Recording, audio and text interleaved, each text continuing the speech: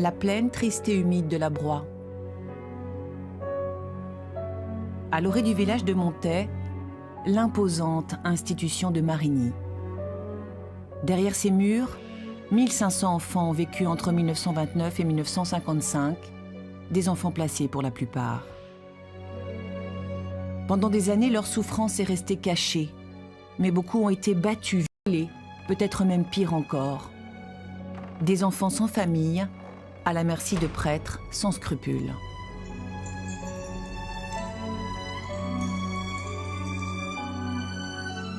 Nous avons retrouvé 5 témoins de cette époque, tous marqués à vie. Avec leur aide et celle des historiens, nous avons fouillé le passé de l'Institut pour révéler l'horreur des abus commis derrière ses portes.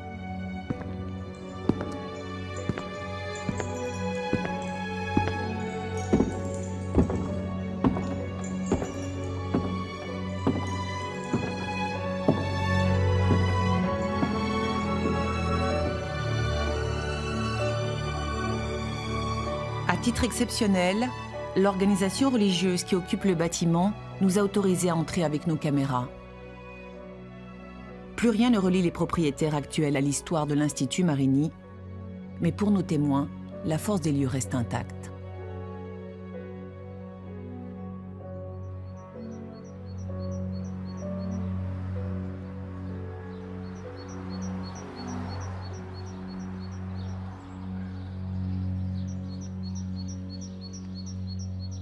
Michel, c'est la première fois que vous refranchissez ce portail? Oui, c'est la première fois. Ça fait tout drôle. Mais voilà. Ça fait remonter les souvenirs? Ouais. Les souvenirs du goulag, ouais, fribourgeois, voilà. La torture, l'humiliation.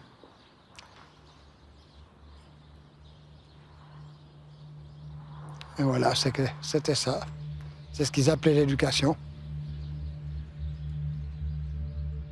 Michel Rossier a 80 ans. Toute sa vie, il aura été marqué par son statut d'enfant illégitime.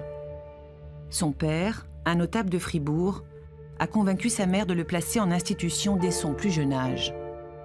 Quand Michel débarque à Marigny, il n'a que 8 ans. À la porte d'entrée, elle est là. Non, là, elle est plutôt là. Parce qu'il y avait la réception. Et puis ensuite, les chambres de nos bourreaux, en dessus, où il y a le balcon. Et je vois toujours ces mains, ces sales gueules. Je vois toujours ces gens-là en train de faire des tortures. Et c'est les images qui reviennent.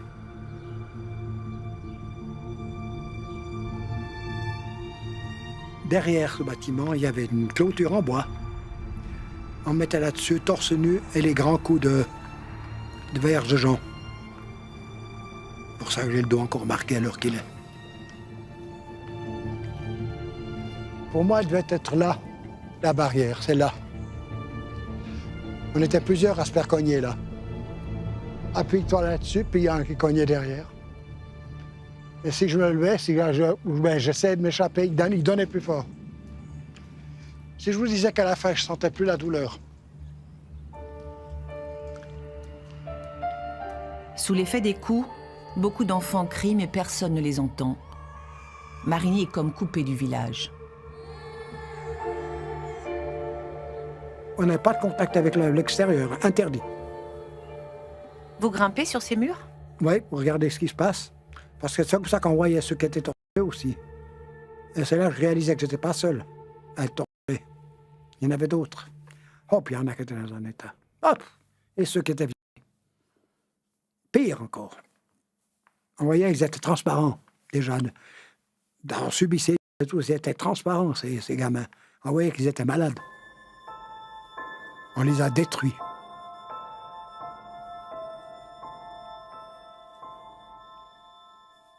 Vous avez du mal à regarder un peu ces photos d'ailleurs, hein? Oui, j'aime pas. Non, hein, je vois. Ça fait mal. C'est horrible. Je m'excuse. Hein. Allez-y. Vous voulez qu'on arrête ou on continue? Non, vous pouvez y aller, mais gentiment.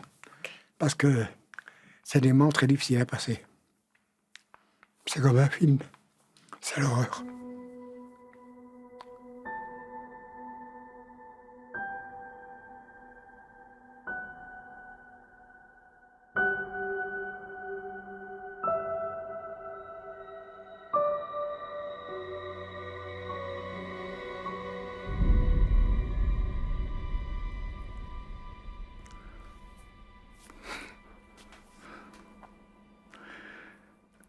Il reflète pas du tout ce qu'il a vécu, quoi.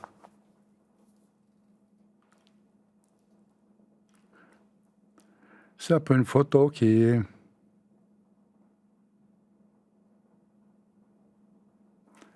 laisse pas apparaître tout le vécu qu'il y a eu avant. C'est même à se demander comment je pourrais être comme ça, malgré ce que je vivais. On continue? Oh oui. Bon, ça, c'est l'Institut Marigny. Daniel Sevet a 12 ans quand il est placé avec son frère à Marigny. Lui non plus n'a jamais connu la chaleur d'un foyer familial. Arraché à sa mère, jugé incapable de s'occuper de ses enfants, il a grandi sans affection, considéré par tous comme un moins que rien. Le premier jour, je suis arrivé la fin d'après-midi. Il y a un corridor à un moment donné dedans qui est assez étroit. C'est assez sombre. Et puis, j'avais perdu mon frère de vue. Donc je me suis retourné pour le chercher. Je suis sorti des rangs comme ça. Puis j'ai pas vu arriver derrière moi. Il y avait le professeur qui enseignait le français au Suisse allemand. Il m'a collé une tarte. Je suis parti là, je suis arrivé la tête dans le mur, j'ai eu mal à la tête, mais au moins pendant 5-6 jours, c'était... Mais ils ne se sont pas inquiétés. On n'était rien pour eux, on ne représentait rien du tout, il n'y avait aucune humanité, rien du tout. On était continuellement battus, alors pour finir, on était révoltés. On était révoltés, les curés faisaient ce qu'ils voulaient. Je vous dis, moi, on m'a cassé un stère de règles sur la tête. Hein. Il suffit qu'on fasse quelque chose qui ne leur plaisait pas, ils arrivaient, ta!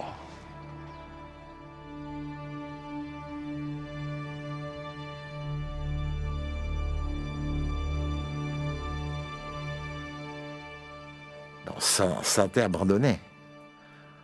On était dans une structure où il n'y a pas de chaleur, il n'y a rien. Que des contraintes et des... Vous voulez faire quoi? Vous êtes là, vous devez... Vous la coincer et faire ce qu'on vous dit, c'est tout. Bernard Vaucher a été abandonné à la naissance. À la différence de Michel et Daniel, il a eu la chance d'être accueilli dans une vraie famille à Fribourg. Mais quand il a 11 ans, ses parents d'adoption n'ont plus les moyens de nourrir tous leurs enfants. Bernard est transféré à Marigny. Le premier soir, je dis, mais dans quelle merde je suis? C'est quoi cette merde? Surtout, j'ai pas l'habitude d'avoir des 30 lits à aligner dans un dortoir. Bizarre. Quel sentiment vous avez là? Abandonné. Il me manquait mes parents. C'est le pire. Les 2 premières nuits, j'ai chialé. La 3e, non. La 3e nuit, départ. Je sais pas quelle heure c'était, dans la nuit. Je me suis levé, je me suis habillé, j'ai descendu les escaliers et direction Fribourg. 30 km à travers les bois. Toute la nuit, j'ai navigué. J'épiais tous les bruits dans la forêt. Hein. Une branche qui craque, un oiseau ou une bestiole. On a un peu la trouille, mais après on s'y fait. Hein.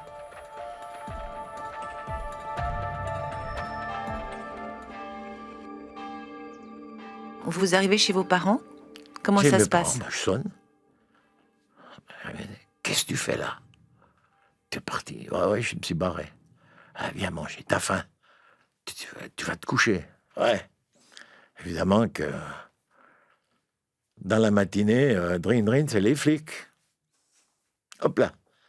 debout et départ. Retour Marigny. Chez le tuteur. Il pousse une gueulée et puis Marigny. À l'Institut, Bernard passe un mauvais quart d'heure dans le bureau du directeur. Des claques, des coups de pied, tirer les cheveux. Hein. Mais dans ce contexte, on peut se dire qu'une chose. On est un pauvre couillon là au milieu. Ils font de toi ce qu'ils veulent. Bernard, Michel, Daniel, des cas isolés ou sont-ils représentatifs du vécu des pensionnaires de Marigny? 2 historiens ont recoupé plusieurs témoignages avec les sources écrites et leur description du climat derrière les grilles de l'Institut est sans équivoque. C'est vrai que le régime disciplinaire de cette institution est extrêmement strict. Il est certainement au-dessus de la moyenne de ce qu'on peut imaginer en Suisse à l'époque. Pas seulement aussi pour les punitions, mais pour le régime, la discipline, l'encadrement, l'astreinte au travail en dehors des heures d'école, parfois même au détriment des heures d'école. On peut dire que ça confine à la maltraitance. D'autre part, peut-être, ces enfants, qui étaient des enfants placés en majorité, qui n'avaient pas eu une première éducation qu'on estimait convenable, on pensait qu'il fallait les dresser, tout simplement. Jusqu'en 1981, plus de 100 000 enfants en Suisse ont été enlevés à leur famille sur décision administrative, parce que leurs parents étaient trop pauvres ou parce qu'ils étaient jugés peu vertueux. Beaucoup d'entre eux ont été placés de force dans des institutions dont la moitié était tenue par des religieux. Des institutions qui, bien souvent, ressemblaient à des maisons de redressement. Ils sont nés dans les miasmes du péché. Et tout l'effort est de les sortir de là. Et pour les sortir de là, il faut leur apprendre la soumission, l'obéissance, courber leur front sur la tâche, sur le travail. S'ils reçoivent toutes ces punitions, c'est qu'ils sont mauvais. Et c'est ce qui légitime la violence à leur égard. C'est vraiment un univers clos, imperméable, où personne ne va voir, donc un univers totalitaire. Et à Marigny, il n'y avait pas que les coups. Tous nos témoins, alors même qu'ils ne se connaissent pas, nous racontent mot pour mot les mêmes scènes d'abus sexuels dans les dortoirs. Le surveillant dormait dans le dortoir. Il avait un coin du dortoir à l'entrée à gauche qui était avec une toile autour. Mais lui, il avait la lumière, nous, on n'avait plus de lumière. On voyait que les ombres. Puis vous voyez bouger là-dessus, il vient chercher un gamin, il le prend là-bas. Puis on dit, mais il fait quoi? Il fait quoi avec? Mais on voit que des ombres. On sait rien encore de la pédophilie. On connaît rien à cet âge-là. Quand est-ce que vous comprenez ce qui se passe derrière ce rideau? Un jour, il y a un des gamins qui m'a dit, j'ai dit, tu sais quoi hier soir? Arrête, j'ai mal au cul. J'ai dit, comment? C'est quoi ce cirque? C'est là que j'ai compris qu'il faisait des saloperies. Vous avez peur, des fois? Bien sûr, parce que surtout la nuit. La nuit, j'avais un peu plus peur, oui, parce que là, bon, je n'étais pas le seul d'ailleurs. Hein. On était plusieurs à avoir la trouille la nuit. Hein. La trouille de quoi? Ben, quand ces salopards arrivent en pleine nuit, c'est là que les viols ont eu lieu. Moi, il m'a tiré une fois là-bas, puis je dis, mais il me veut quoi, ce con? Hein? Si je vais aller voir, on sait jamais. Hein? Évidemment, il me fout la main au paquet, touche-moi aussi. Je dis, non, mais t'es où? Alors, corvée de chiottes, 10 jours. Parce que vous vous laissez pas faire. Bah, je voulais pas me laisser faire. Je trouvais ça dégueulasse. Hein? Si Bernard avait suffisamment de caractère pour se défendre, ce n'était pas le cas de tous. Jacques faisait partie de ces enfants plus doux et plus fragiles. Il est le seul de nos témoins à avoir voulu rester anonyme. Au début même, il ne voulait pas parler, par pudeur et peut-être aussi un peu par honte.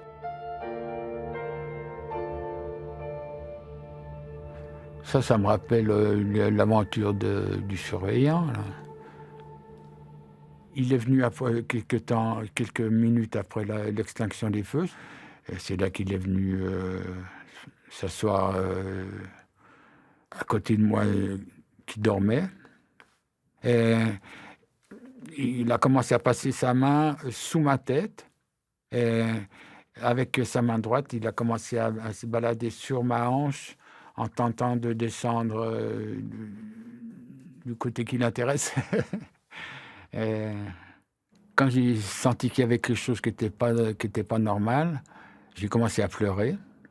Et puis les larmes, vous voyez, sont tombées sur la main du surveillant. Puis c'est là qu'il a senti que je pleurais et que c'était peut-être mieux que d'arrêter avant que je crie ou je sais pas quoi.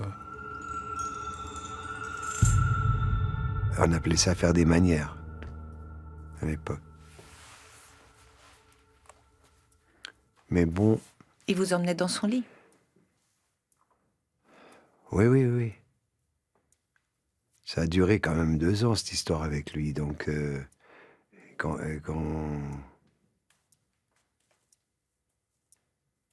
Puis après, vous savez qu'il le fait avec d'autres garçons. Donc ça se sait à l'intérieur de la maison. Puis pourquoi nous autres? Pas les autres. Heureusement pas les autres, mais... Jean-Louis Claude est l'un des premiers en Suisse romande à s'être exprimé au nom des enfants placés. C'est l'un des rares aussi à avoir osé parler des abus qu'il subissait. Jean-Louis a passé 5 ans à Marigny, des années durant lesquelles il était devenu un objet sexuel. On m'a dit à un moment donné qu'il y avait des garçons qui étaient faits pour des autres garçons. Puis que les garçons pouvaient être des filles aussi. Enfin, bon, bref. Donc j'ai été téléguidé dans leurs désirs, dans leur choix qu'ils avaient fait sur moi, en fait. Le plus difficile dans tout ça, c'est ce qu'il a tué quelque chose en moi. Enfin, c'est ça que je considère grave venant de ces gens-là.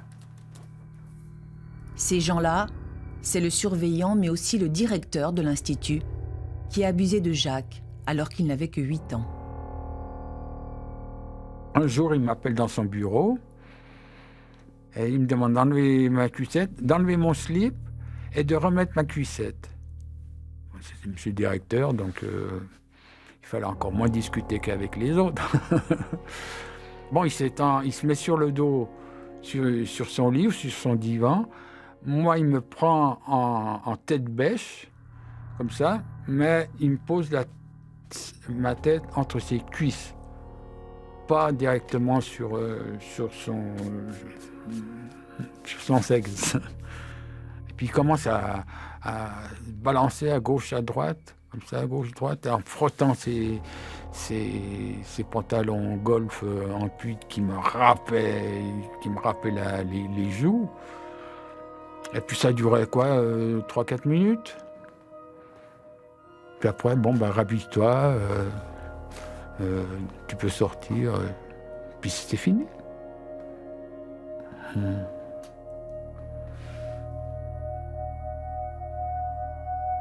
Jacques n'était pas le seul à avoir droit aux séances de gymnastique privées dans les appartements du directeur. Jean-Louis aussi. Et le directeur avait d'autant plus de pouvoir sur lui qu'il savait combler l'absence de son père. C'est vrai que dès que ça allait pas bien trop moralement, bon, je pouvais aller dans son bureau, enfin, dans son appartement particulier. Il y avait une bibliothèque, je pouvais bouquiner, tranquille. Je me sentais en paix. Bon, après, il fallait passer à l'acte, quoi. C'est-à-dire qu'il voulait que je m'habille différemment, je devais mettre une cuissette, enfin, bon, ouais. Les séances de gym. Voilà, ouais. Mais c'était des filles là aussi. Ça n'a pas été trop loin, comme ça. C'était... Ouais, c'était pas bien, quoi.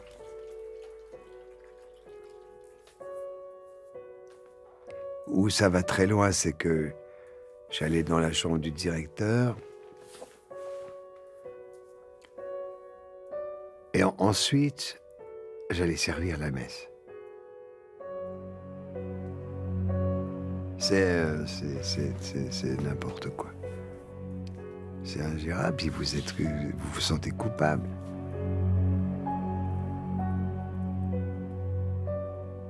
J'ai communié avec les mains d'un violeur. Ça, c'est impardonnable.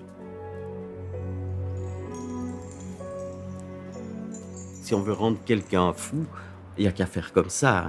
Donc c'est carrément criminel, je veux dire. C'est déposséder quelqu'un de sa personnalité, de ses affects, de, comment dire, lui faire voir une vision du monde qui est complètement incohérente. Hein. En même temps, tu es sous la protection de Dieu, je te protège, et en même temps, je te fais les pires choses que l'on peut faire. Donc c'est vraiment criminel. Marigny, un repère de prêtres pédophiles. Si l'on en croit en tout cas nos témoins, ils avaient mis en place une sorte de réseau. Il n'y avait pas que le surveillant et le directeur, il y en avait d'autres encore. Oui. Beaucoup ? Ça, quand on regarde l'ensemble de tout ça, tout le temps que j'ai eu à faire avec ces gens-là, c'est bon. Hein. On arrive à 10, quoi. On vous passe d'un prêtre à un autre. Je crois que c'est un peu ça, il faut le dire.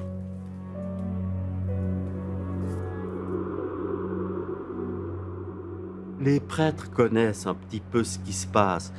Et les prêtres pédophiles, ils ne se dénoncent pas parmi. Donc, ils sont complices, ils repèrent les enfants fragiles. Et d'une certaine manière, ce qui se passe à Marigny, ils se les passent. Ils se donnent les noms. Même les témoins, certains témoins disent, mais c'est par la confession qu'ils savent exactement ce qu'on est, ce qu'on fait, et qui se passent les informations.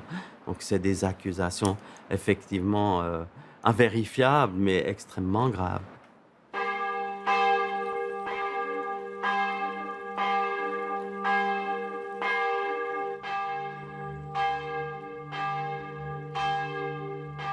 En 1956, l'Église catholique toute-puissante à Fribourg doit faire face au scandale.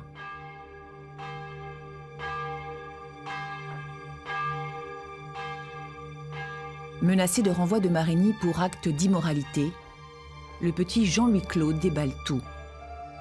Les attouchements, les viols répétés.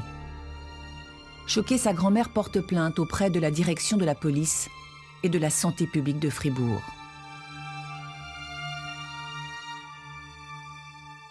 J'ai appris de l'enfant lui-même qu'il avait été entraîné au mal par un gardien.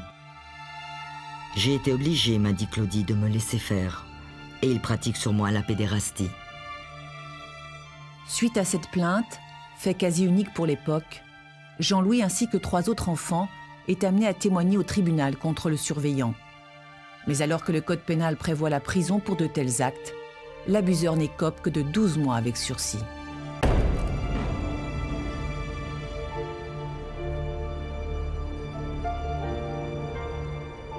Ce n'est que 55 ans plus tard que Jean-Louis apprend pourquoi ce jugement a été aussi clément.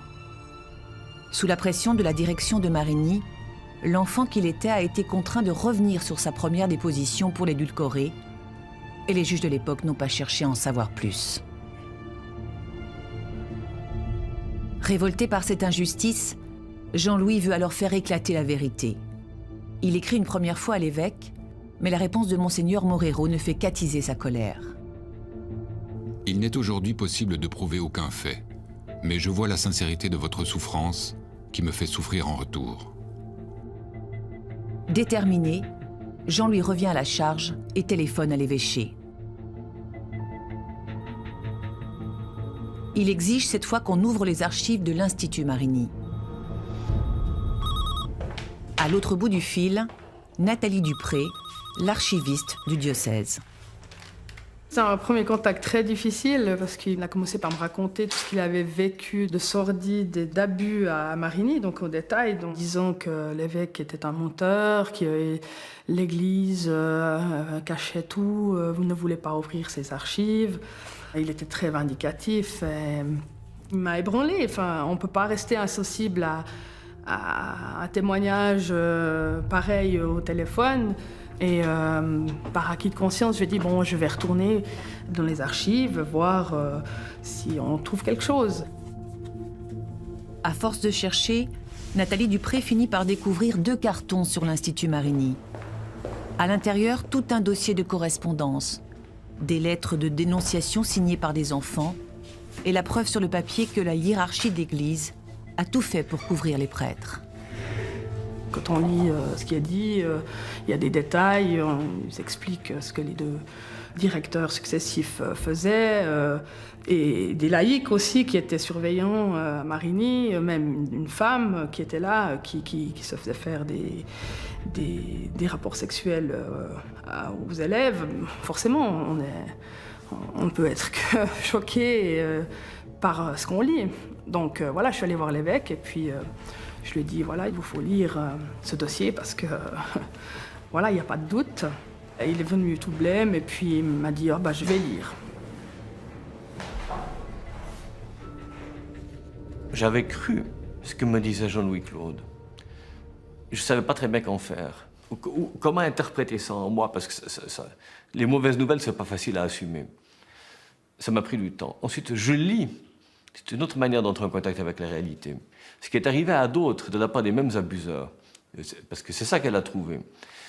Et là, je prends conscience encore plus de l'ampleur du problème. En fait, il y a eu beaucoup de victimes, et sur une longue période, et de la part de personnes qui sont restées en place assez longtemps. Là, évidemment, ça donne une autre dimension encore. Qu'est-ce que vous ressentez quand vous découvrez ça? En fait, c'est assez écrasant. Et par rapport à lui, je me suis dit, bon, il aurait fallu réagir plus tôt. Donc je lui ai téléphoné, ce qui était probablement une assez bonne chose. Putain, ça montrait que j'étais pas un menteur, parce qu'en fait, c'était ça la solution pour tout le monde. Ferme ta gueule. Non, mais je ne peux pas dire ça. Enfin, des années après. C'est ça, mais c'est tout ce cheminement que j'ai accompli, que j'ai voulu faire, c'était pour montrer qu'on ne fait pas ça à des enfants, on ne les rend pas, puis après ça a détruit toute leur vie. Toute leur vie. Puis il y en a qui se sont suicidés certainement à cause de ça. Dieu notre Père, nous te prions. Sanctifie ces offrandes en répandant sur elles ton esprit. Monseigneur Morero décide alors d'en savoir plus, sans même en référer à sa hiérarchie et au risque d'éclabousser l'institution catholique. L'évêque lance un appel pour retrouver les témoins de l'époque et mandate des historiens afin de fouiller les archives de Marigny. Parmi les experts choisis, Pierre Avanzino, l'un des spécialistes de l'histoire des enfants placés. C'est lui qui a sillonné les routes de Suisse romande pour aller recueillir la parole des 14 témoins qui ont répondu à l'appel de l'évêché. Une parole difficile à libérer. Souvent même, Pierre Avanzino a dû rencontrer les témoins plusieurs fois, car les souvenirs réveillaient trop de douleur. On vit avec tout ça, bon, de toute façon, on est obligé, on ne peut pas faire autrement. Ça te fait quoi quand tu retournes dans ce passé-là? Au fond du cœur, il y a quoi qui se passe? C'est très émotionnel, mais... beaucoup de colère, quoi. Ouais. Et seulement de la colère ou d'autres sentiments? Surtout de la colère. Ah oui, de la colère, ça c'est clair. La conviction d'être passé à côté de l'existence, quoi. Ouais.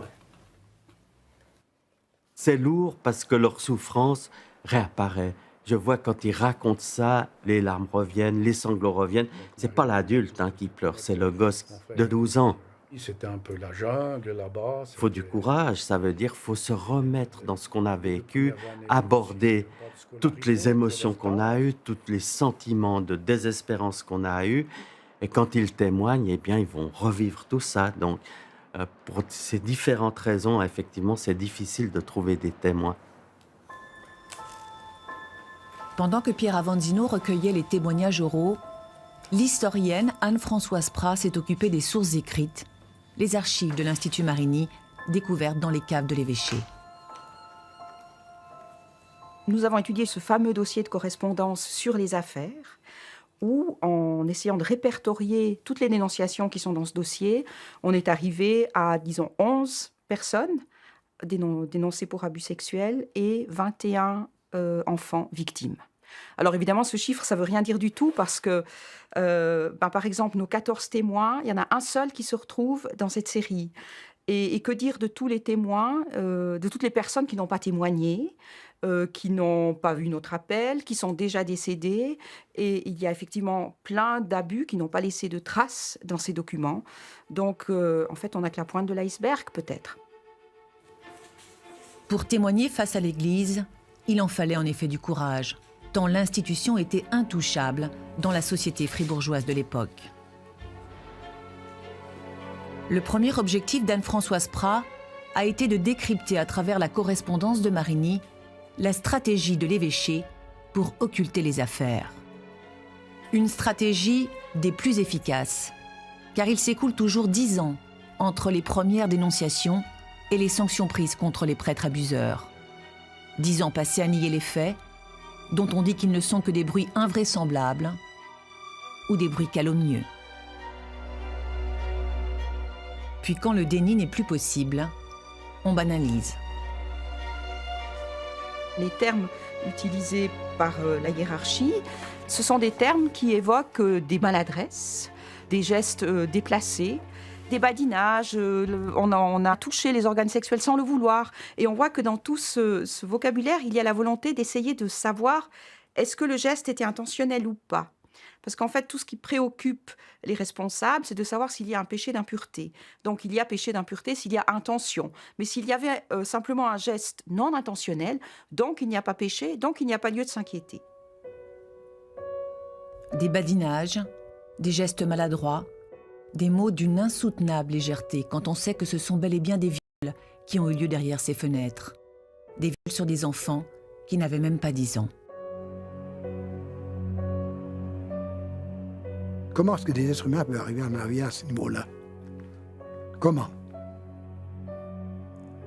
Il y a des gens qui étaient censés représenter la morale, représenter tout le bien-être et tout. Et qui se permettent de faire des choses pareilles, des tortures et tout ce qui s'ensuit, sur des enfants, sur des êtres sans défense. C'est quand même ignoble.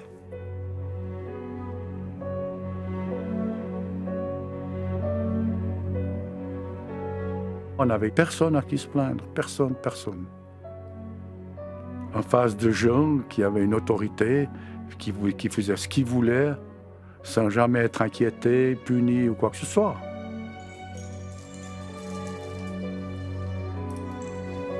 On savait, mais personne l'ouvrait. Vous voyez un gamin qui va au flic raconter ça? Il dit, mais sale garnement, de quoi tu te mêles, hein?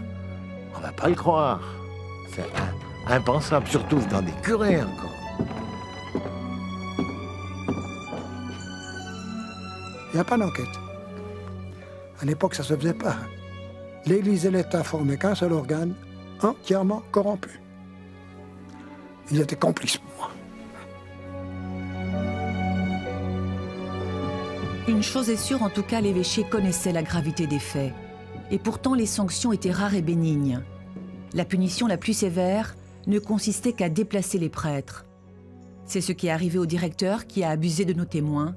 Il a paisiblement fini sa vie dans une autre paroisse du canton, sans jamais être inquiété par la justice.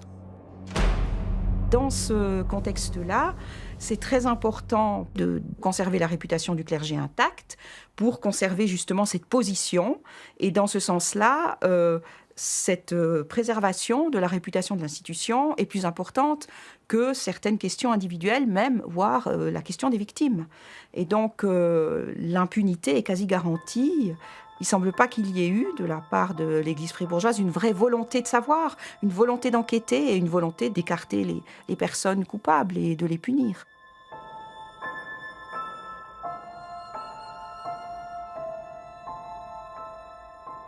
Après 6 mois d'enquête, les historiens rendent leur rapport sur l'Institut Marigny. L'occasion pour l'évêque de prendre acte de leurs conclusions et aussi de s'excuser publiquement auprès des victimes au nom du diocèse. Quand ils parlent, personne ne les croit. On voit bien la chape de silence et une complicité générale dans une société dominée par une église très cléricale dans le canton de Fribourg à cette époque. Et comme ce silence a été un facteur de souffrance prolongée pour les victimes, il me semblait juste de rompre le silence et d'essayer Là où on en a la possibilité de dire les faits. Donc merci de l'avoir fait. Est-ce que vous avez eu du mal à intégrer cette dimension de violence institutionnelle? Autrefois, je pensais que c'était des cas de violence individuelle, favorisés par un certain contexte. Là, effectivement, je vois bien qu'il y a quelque chose de plus profond. En fait, un système qui rend cela possible et qui rend même cela assez facile. Et un système qui incluait Marigny, mais en fait aussi pas mal de choses autour. Et il faut l'apprendre et essayer de déraciner ce type de problème.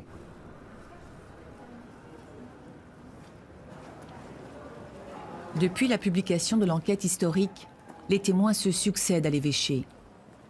Ce jour-là, c'est Michel et Daniel qui ont rendez-vous avec Monseigneur Morero. Les deux hommes n'étaient pas à la même époque à Marigny, mais ils partagent la même histoire. Bonjour. Bonjour Michel. Vous allez bien? Oui, très bien, merci. Ça a continué, continué. Je passais le flambeau, hein, cette bande de salopards. Non, c'est Dieu, non, c'est pas vrai. Ouais. Là, il va se passer le flambeau, les connards. Merde, chier, cette bande de cons. J'ai dit d'ailleurs une seule chose. Moi, j'ai dit à un, si j'avais une arme à l'époque... Oh, ça c'est évident. Ça c'est évident. J'aurais commis l'irréparable. J'aurais commis l'irréparable. Bonjour. Bonjour, monsieur. Bonjour. Toute cette colère qui remonte du passé, le nouvel évêque n'imaginait pas devoir y faire face. Il n'avait pas envisagé devoir répondre à ces accusations et assumer par là même la responsabilité de ses prédécesseurs. Même quand j'étais célibataire, j'étais seul des fois, je pleurais des heures et des heures. C'est ce film qui revenait chaque fois.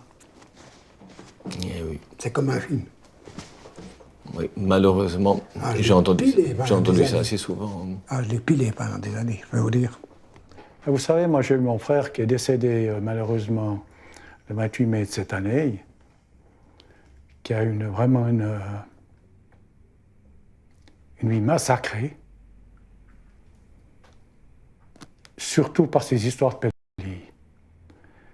Et moi j'étais avec lui à Marigny, et je ne savais pas ce qui se passait. Et beaucoup plus tard, je devais déjà avoir dans les 35 ans, tout d'un coup, ça me prend encore parce que il a eu cette réaction dans la voiture de me dire, quand j'étais à Marigny, j'ai été violé. C'est là que je l'apprends. Et je sais quand il était à l'hôpital à Montaix-en-Valais, et après à la maison des soins palliatifs, il m'a dit, tu te rends compte, Daniel, tout ce que j'ai souffert dans ma vie, et maintenant je quitte encore ce monde en souffrant. Rencontrer les personnes qui souffrent, c'est vrai que c'est marquant. Et ça s'est quand même répété assez souvent plusieurs fois avec la même personne. C'est ce qui m'a permis de comprendre le problème, de prendre conscience de ce qu'ils ont subi dans un premier temps et du fait que cette souffrance avait un impact des décennies après. Vous pensez que les prêtres qui abusaient de ces enfants n'avaient pas conscience des dégâts qu'ils faisaient sur eux? Probablement pas. Et je pense qu'ils devaient considérer ça... Bon, parfois, il y a de la torture, donc je veux dire, c'est... Ça risque de choquer beaucoup de gens de vous entendre dire ça, qu'ils Oui. n'avaient pas conscience des dégâts qu'ils faisaient. Les dégâts à terme, je pense pas. En tout cas, pas nécessairement. J'en suis pas sûr. On peut voir ça comme un acte ponctuel, et je crois que sur le moment, c'était perçu comme ça. Et comme maintenant on en a conscience, il faut le dire. C'est des vies qui ont été ravagées en profondeur.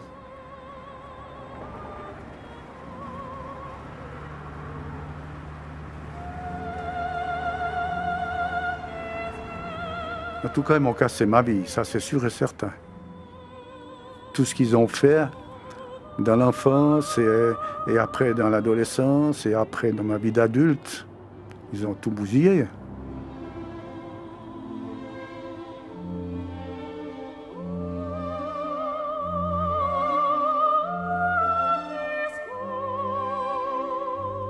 Nous, on a eu toute la fratrie détruite.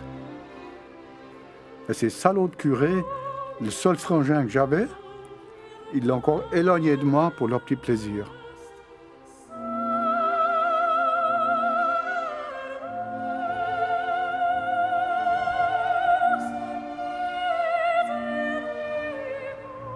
Moi, j'ai entendu dans des histoires que des enfants qui avaient vécu ce qu'on a vécu, qui se sont suicidés. Prenez quelqu'un comme mon frère. Je suis même étonné que ça lui a pas trotté dans la tête, parce qu'avec ce qu'il avait vécu à Marigny. Moi, sérieusement, à un moment donné, je voulais en finir. Je trouvais le moyen. Je voulais me faire mal, en fait. Je voulais me faire mal. Mourir? Je voulais me faire mal. Très mal. Et je voulais laisser un message, mais c'était pas... C'était enfantin, mais c'était vrai. Jean-Louis n'est pas passé à l'acte. Mais est-ce que d'autres enfants à Marigny se sont suicidés? Est-ce que certains même sont morts suite à des mauvais traitements? Les historiens n'ont eu ni le temps, ni les moyens d'enquêter sur cet aspect. Toutefois, dans les archives de l'Institut, une déposition d'élèves interpelle. Une déposition datée du 19 janvier 1941, dans laquelle l'enfant dénonce des attouchements. En bas de sa lettre, un détail troublant, on lit que l'élève est mort quelques jours après sa déclaration. D'après nos recherches, 6 jours plus tard. Évidemment que ça pose une sérieuse question. On se dit, il est assez peu probable qu'il soit tombé malade à ce moment-là. C'est pas impossible, évidemment, parce qu'il y a un choc, mais est-ce qu'il se serait suicidé? Est-ce qu'on l'aurait poussé au suicide ou est-ce qu'on l'aurait tué? Je n'en sais rien. Est-ce que vous vous êtes posé cette question? Bon, évidemment que je me la pose. Je dirais, si on voyait une chose comme ça dans un film ou un roman policier, on imaginerait aussi, c'est pas vraisemblable, donc il doit y avoir une cause. En tout cas, l'éventualité que ce soit pas complètement naturel existe. Il n'est pas du tout impossible que les pressions qu'on a faites sur lui à ce moment-là l'aient amené à se suicider. Ça semble assez vraisemblable. Pour en savoir plus, nous nous sommes rendus aux archives du canton de Fribourg. Nous avons retrouvé la trace de cet enfant dans un registre tenu par la préfecture de la Broye.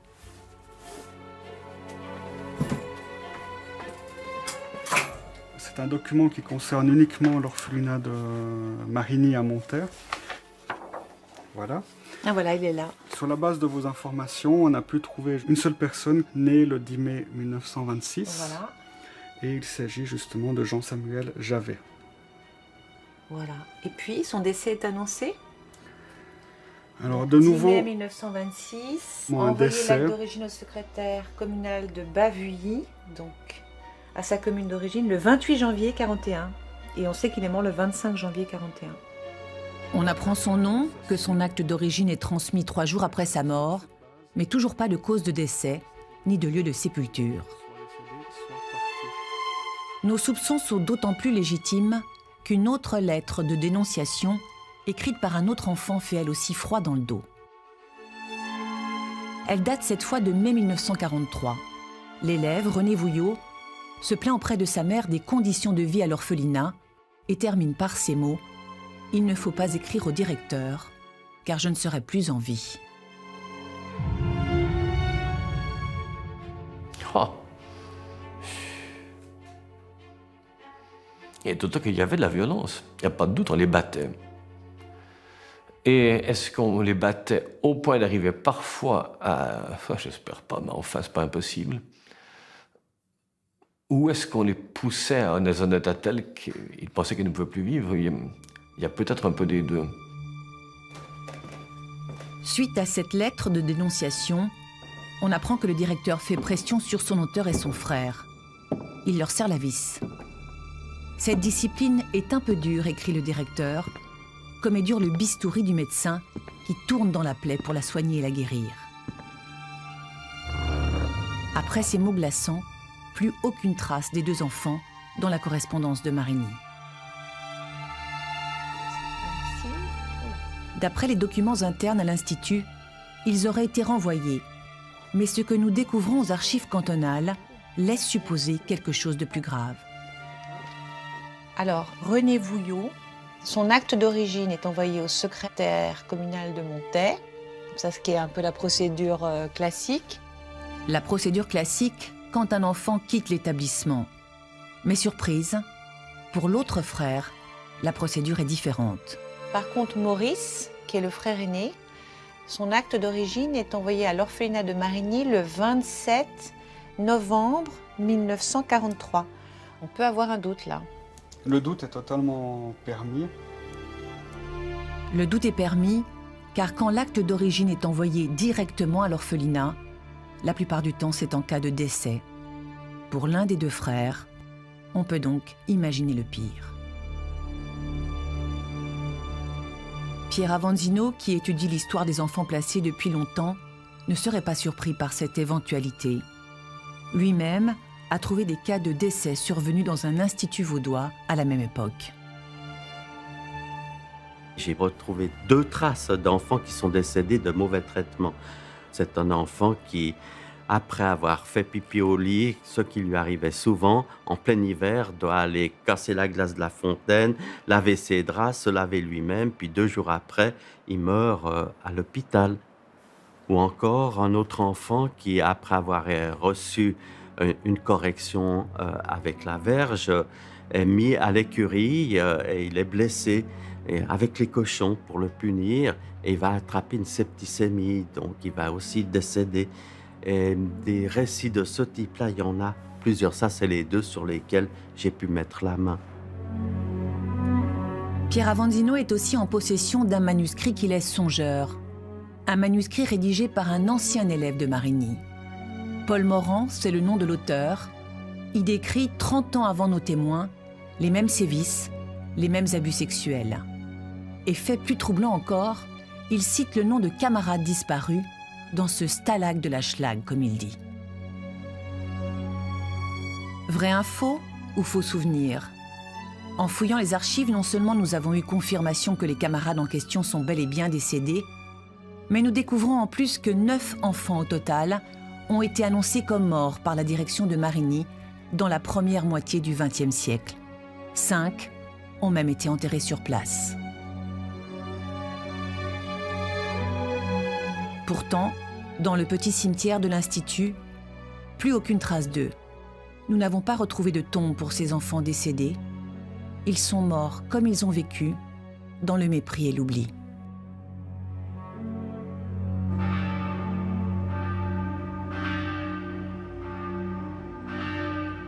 Pour ceux comme Jean-Louis qui ont survécu à cette époque de Marigny, le temps presse aujourd'hui. Après avoir reconnu sa responsabilité dans les abus sexuels subis par tous ses enfants, l'Église se doit maintenant de réparer. Mais comment réparer des vies brisées? Comment faire oublier toutes les horreurs commises? Par les 20 000 francs proposés aux victimes? Le diocèse a mis en place une commission pour évaluer les différentes possibilités auprès des principaux concernés. Comment est-ce que l'Église, elle peut aujourd'hui répondre avec les moyens qu'elle a, avec le temps qui s'est passé, à cette souffrance et à tout ce que vous avez subi? Je ne sais pas. Je ne veux pas demander quoi que ce soit. J'estime que c'est un dû qu'on me doit. Moi, j'aimerais que quand l'Église donne quelque chose, que ça leur fasse mal. Oui, je veux dire. Parce que si c'est donné comme ça, c'est n'importe quoi. Moi, j'aimerais que ça leur fasse mal. Donc, si ça leur fait mal, c'est qu'ils devraient donner beaucoup de sous, ils devraient, je sais pas, vendre des trucs, des biens. Non, mais c'est... Donc, vous voyez, et encore là, c'est ma parole de personne qui croit encore en l'Église. Parce que je me dis, elle doit être punie. Il y aurait besoin d'un symbole plus visible qui reconnaît ce statut de victime. Est-ce qu'il y a quelque chose? Vous savez, c'est très confus. Par exemple, l'Institut Marigny, je demande à ce que l'on enlève ces maisons, qu'on n'ait plus, qu'on ne voie plus rien. Moi, j'ai besoin, avant de crever, que j'ai plus ça dans la tête. Ce regard sur cette institution, sur ces murs, sur ces volets, sur ces quelques tombes qui restent. Et j'ai besoin que tout soit loin. Mais en fait, c'est moi qui vais partir avant. Parce que nous, on est les victimes du temps.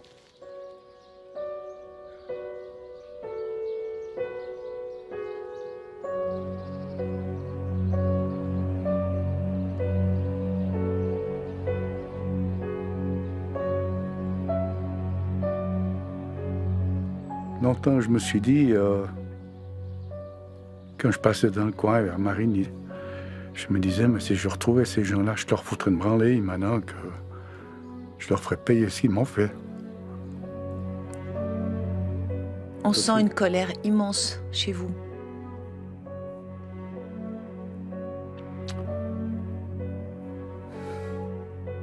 C'est malheureusement une colère qui ne pourra jamais être assouvie. C'est ça qui est dur. Vous serez jamais un homme en paix? Non.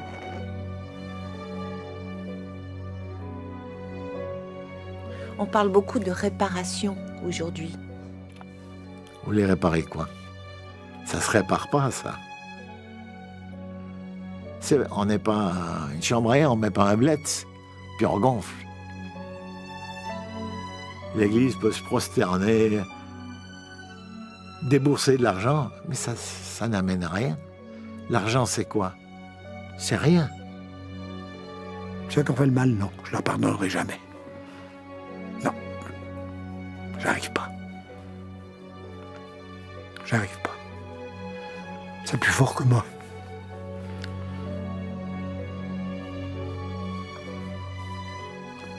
Non.